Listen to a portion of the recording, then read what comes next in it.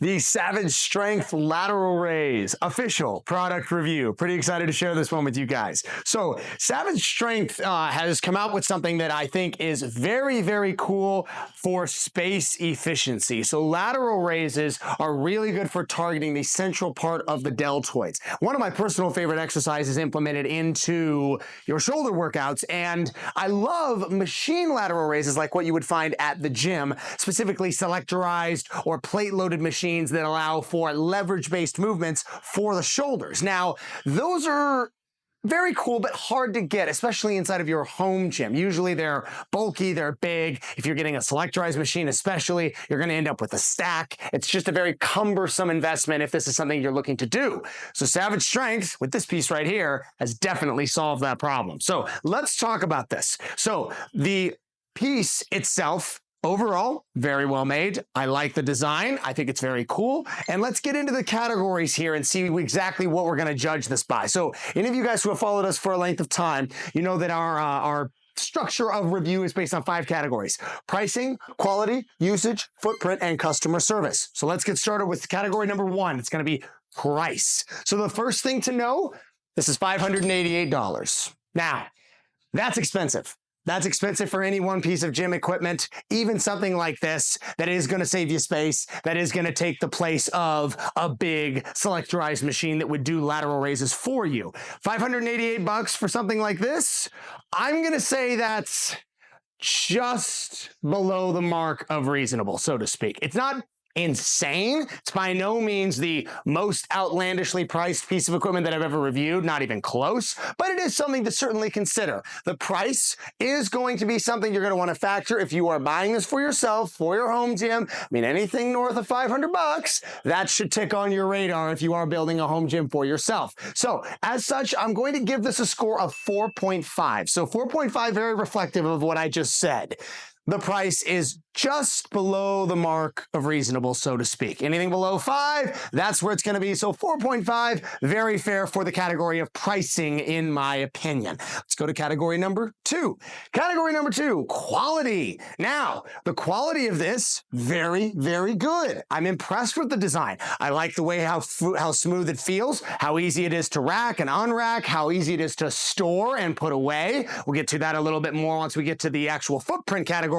But the design, the quality of this lateral raise machine, it's very good. It's a good piece. It's very well welded. The powder coating is very, very nicely spaced, especially on the areas right here where you've got like handles that move. You can tell that this design accounted for the fact that powder coat should not be shifting or scratching itself. That's where you're going to get chipping, wear, and tear. So that doesn't happen here. It's a very, very well-made design. As a result, the quality, 8.2. 8.2 is the score. That's a good quality score. Well done to Savage Strength. You made a very, very solid piece of equipment when you made this. Now let's get to usage. So the usage category is an interesting one. As a coach, as a sports scientist, I always look through a piece of equipment through the lens of, all right, how easy is this to use? How many different movements can I accomplish with it? And how user-friendly are those movements going to be for somebody who has a low, moderate, or high level of experience inside of the world of strength training? So the lateral raise itself, very easy to understand. The lateral raise machine, very easy to use. The machine itself doesn't do that much. Very simply put, you can do lateral raises, you can do front raises. Maybe you could do some rear delt flies if you take this and drop it all the way down, bend over at the waist and do some reverse flies for that sort of thing. So you have 3 at a max, maybe 4 different exercises that you can do, all upper body focused, primarily the shoulders. So the usage is not that great. It's okay. It does what it does, and it does what it does well. But what it does is not a lot. The category of usage for this is not a versatile piece of equipment. You are not getting 10, 20, 30 movements out of this in any way, shape, or form, not even close. As a result, the usage score is going to be a 3.2. So 3.2 is accounting for what I just said. This does what it does it well enough, but you are not doing a lot of different things with this rack attachment. It is simply for what it is, and what it does. So next we have the 4th category, footprint. Now, this is where this product is definitely going to shine. This thing is designed for space saving. Space saving is a huge factor if you're designing a gym. Any gym, public gym, private gym, especially if you're a home gym user though, this is going to be important. And this category, it definitely shines. These arms fold up, the pins go in. This thing can stay upright, making this really a piece that only stands 2 feet maybe at its max and can really be compact and hung on the wall like you see what I did with the wall control panels here. It's very easy. It's not hard to store. It's not all that heavy. It's not hard to rack. So as a result, the footprint, 8.9. 8.9 is a very good score for footprint. Well done to Savage. That is by far the category, in my opinion, where this thing shines the most. It is very space saving and very efficient.